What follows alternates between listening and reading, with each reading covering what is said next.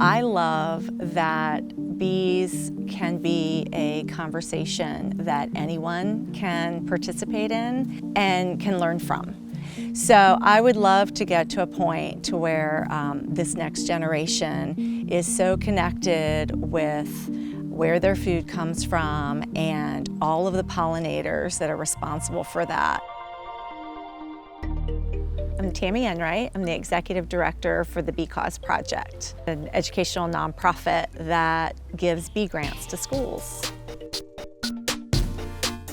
I think the problem we're trying to solve is really twofold. One is connecting the kids back to the natural world. When they start taking care of the bees, they actually start caring about the bees and starting those conversations at their own dinner tables. What can we do to protect the bees? The second reason we're doing it is that bees are in trouble.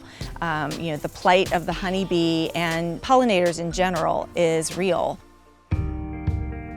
For each grade level, the first week of science lab, we introduce it and we talk about why bees are important and how the bee population is declining. And it's really important that we can do things, even at their age, that can help the bee population.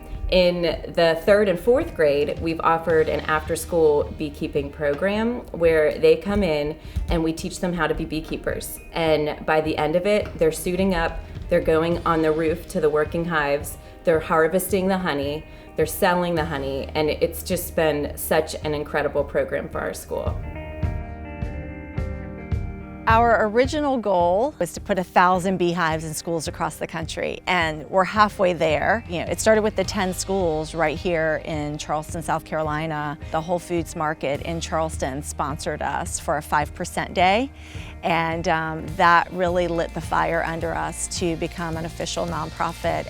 It was a natural next step, I think, for Whole Kids Foundation, which already had a gardening grant program and had been thinking about expanding into the bee world to partner with us. We have proven the concept, we've piloted this program, and we have a wait list with hundreds of schools on it.